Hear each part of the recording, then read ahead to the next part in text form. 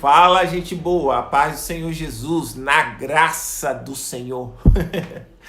Gente, esse tema, né, meio polêmico que vocês estão vendo aí, levei um tapa na cara de um travesti.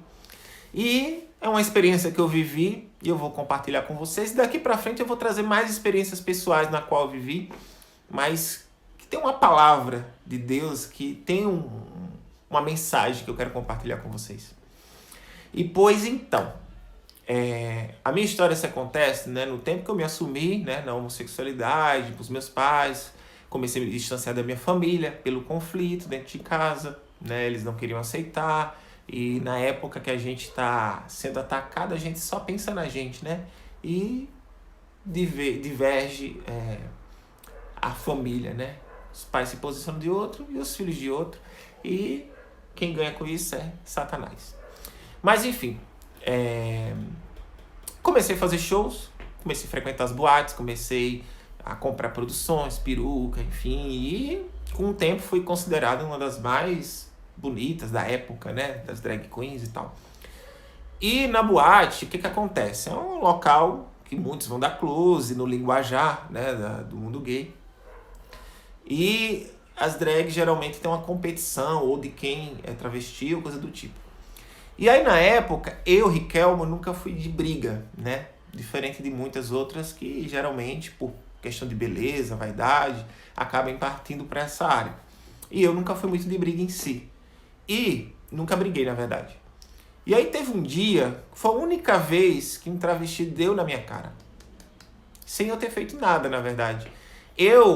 A minha forma de chamar atenção era de investir nas produções, comprava umas botas grandes, peruca lá, enfim, pra maquiagem, ficava muito bem aparente, né?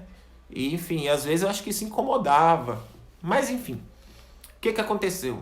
Essa pessoa deve ter bebido ou ter usado alguma coisa e foi lá e deu um tapa.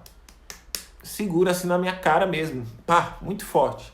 E eu lembro que os meus amigos na época lá, eles me separaram da briga e tal, e eu nunca levantei um dedo contra ninguém. E essa pessoa queria bater em mim mais ainda e tava virado lá, né? Mas enfim.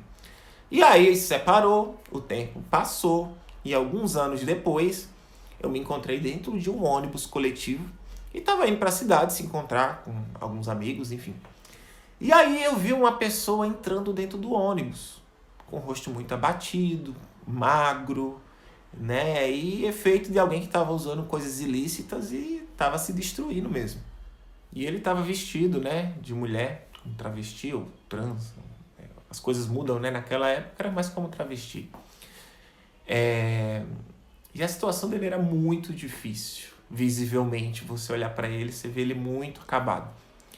E aí eu, no fundo do lado do corredor do ônibus, reconheci quem era. E assim, o que eu tô compartilhando com vocês não é que eu queira mostrar que eu sou uma pessoa boa e eu tô aqui para me mostrar, não. Na verdade, como falei, eu não tenho eu nunca tive a malícia de querer ver ninguém assim destruído, né? Mas quando eu vi ele daquela forma, eu fiquei muito tocado, independente do que tenha acontecido com a gente lá atrás. E aí eu fui lá na frente, tinha um dinheiro sobrando, fui lá, paguei a passagem dele. E ele veio até mim, agradeceu e olhou para mim, e eu acredito que ele acabou reconhecendo quem eu era, né? Ele agradeceu e, assim, foi uma experiência muito forte. E tem uma palavra de Deus que fala sobre isso. Mateus capítulo 5, versículo 9. Bem-aventurados os pacificadores, porque serão chamados de filhos de Deus. A palavra do Senhor nos diz também que não devemos devolver o mal com o mal, mas que devemos orar por aqueles que nos perseguem. E que a palavra também diz que a nossa luta não é contra a carne, ou seja, contra as pessoas, mas sim contra principados e potestades do mal. A nossa briga é o que está por trás das pessoas que querem nos prejudicar. Mas não devemos revidar com elas, mas sim orar por aquelas almas, que elas verdadeiramente venham ser libertas em Cristo e viver sua verdadeira identidade.